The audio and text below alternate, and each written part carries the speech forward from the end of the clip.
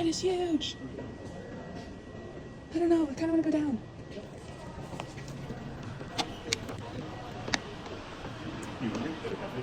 A little. Okay, well, let's go down first.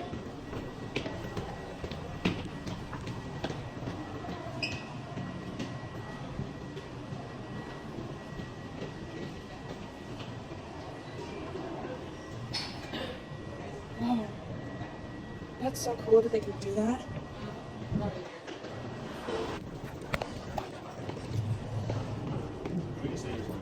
Yeah. Whoa.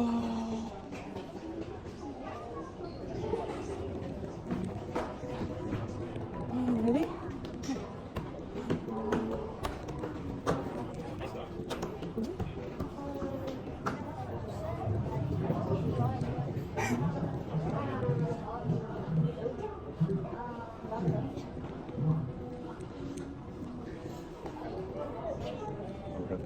Yeah.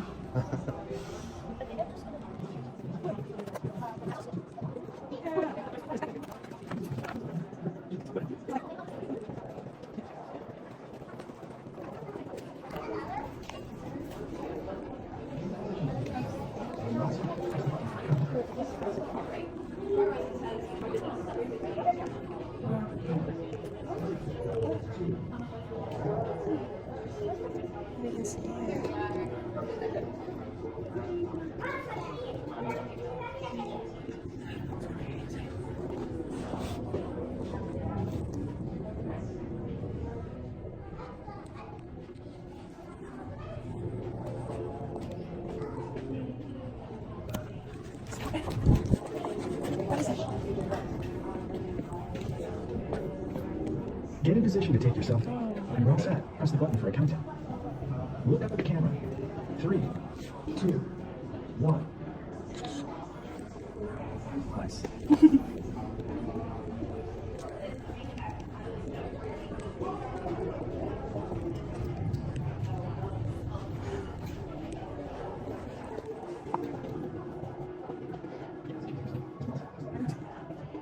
That's what was in there. Yes. So that, then you can see all the stars. It's all good. But when you have the light visible, it's much harder to see. You see, it's much harder to see, so you can see what's on. But if it has like even this, you can still see all your surroundings. And it's all good, and it doesn't cause light pollution.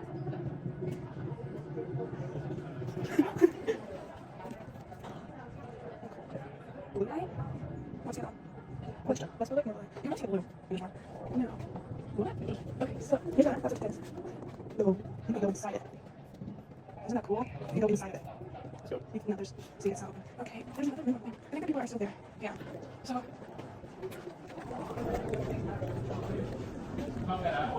No. Where'd you get the bag? Oh.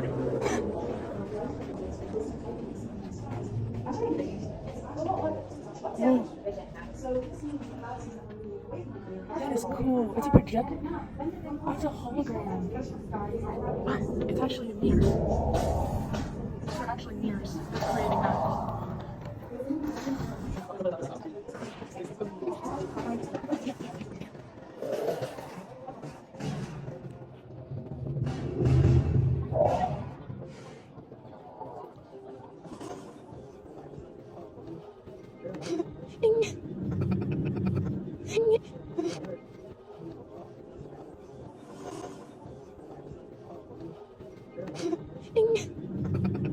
Wow. Big is big, and it is huge. And this is dark. And my brightness is up. What's it?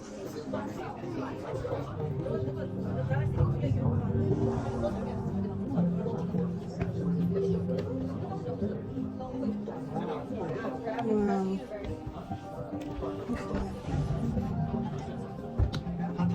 Isn't that cool?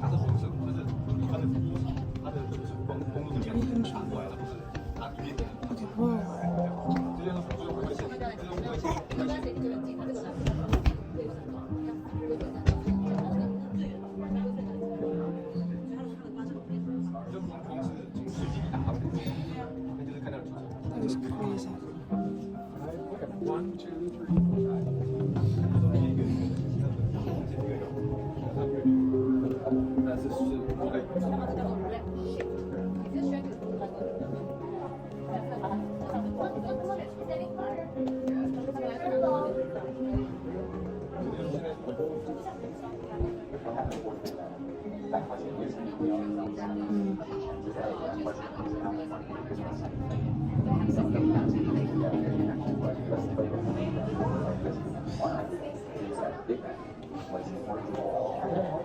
Space and time. So that the question before the Big Bang don't make sense.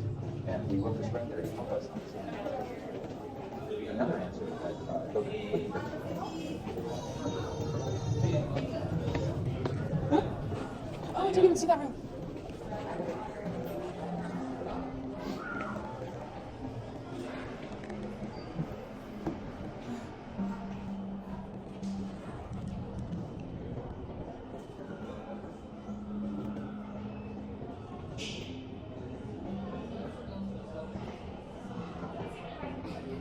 That is so cool.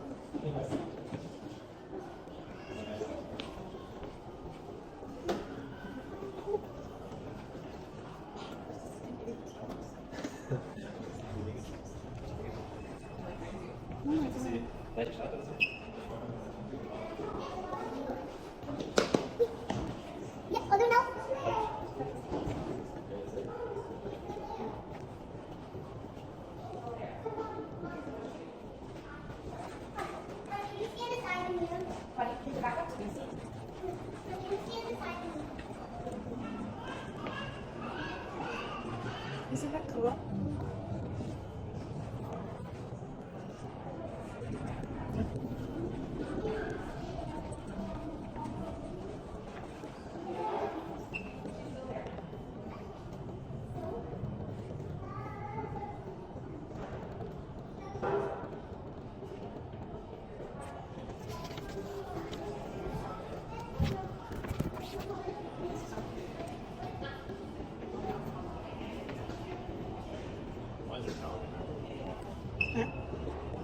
What is this for?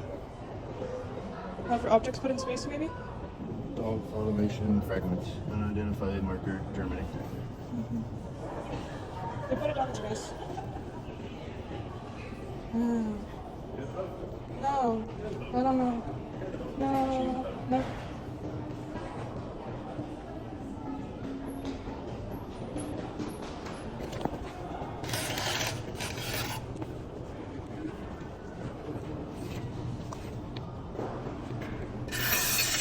Wow.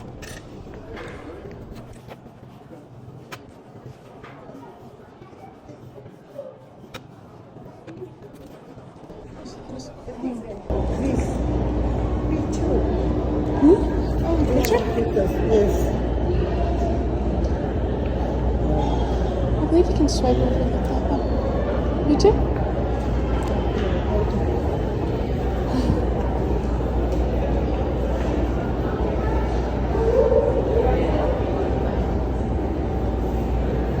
I took 4. So, oh. Sorry.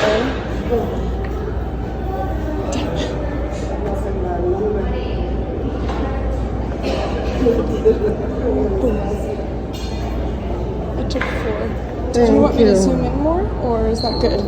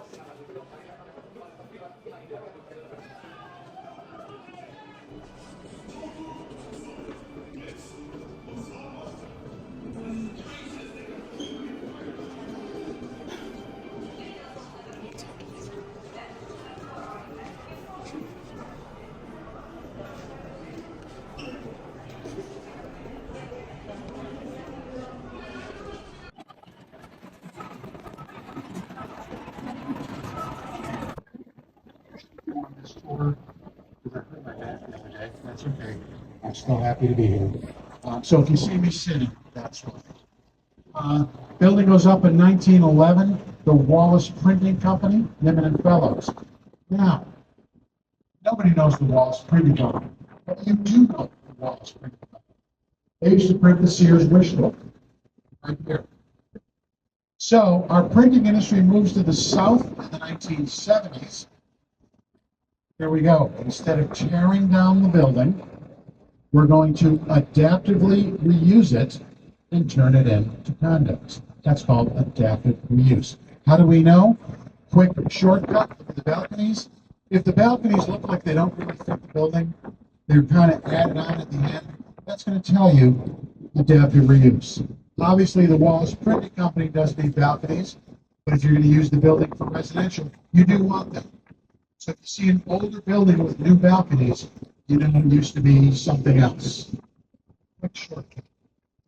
Sticking to our right, two sisters. The first one, this building would look like upside down chevrons. That is Erie on the Park. Its sister is this one right here. Looks like scaffolding for their balconies. That's Kingsbury on the Park. The only two examples here we have in Chicago in what's called the European industrial style.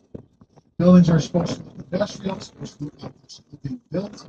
Lucien Lagrange, the architect, here's the thing. These are steel residential buildings. Think about it. Residential buildings, why don't you want them made of steel?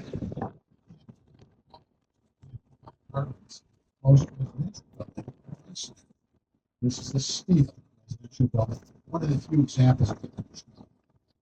Adaptive reuse. The building with the blue glass behind it. Blue glass looks like thick white pillars on either side. Built in 1971 by Misaki.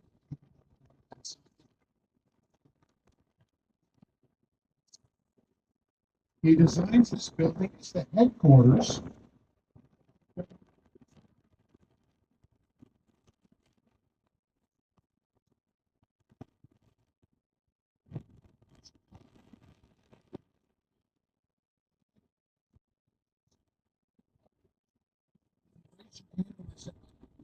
take about 30 seconds off. You want to listen? I'm going to talk to you in just a second. I'll explain to them.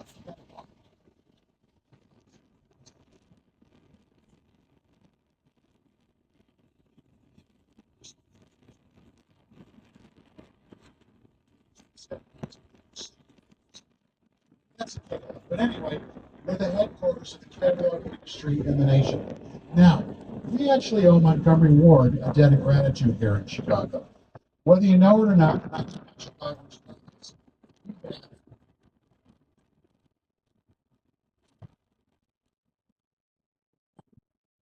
Montgomery Ward, early history, said our lakefront forever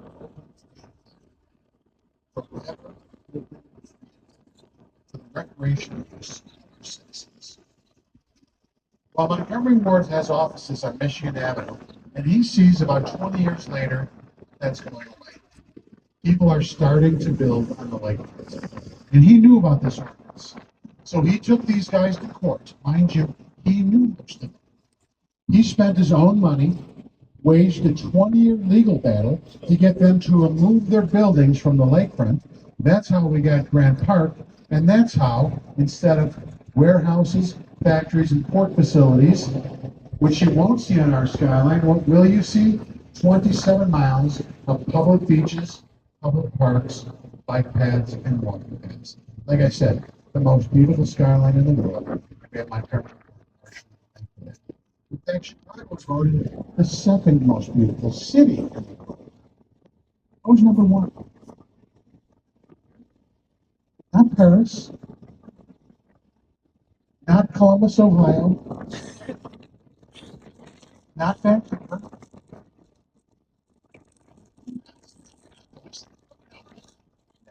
Prague.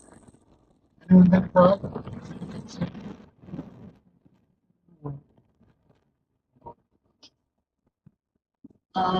Let's go back to the quickly.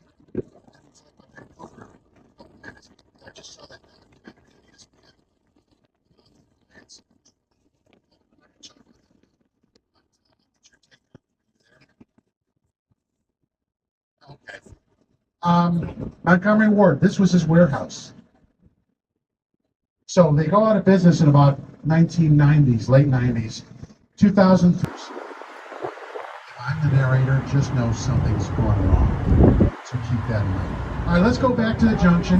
Now's a great time. If anyone needs to use the restrooms or heads, they're downstairs in the main cabin in the back. You're not going to miss any of the tour because you can hear me in the restrooms. That's kind of creepy, right? Now is also a great time to go to our bar. We have my favorite bartender. Hold on one second.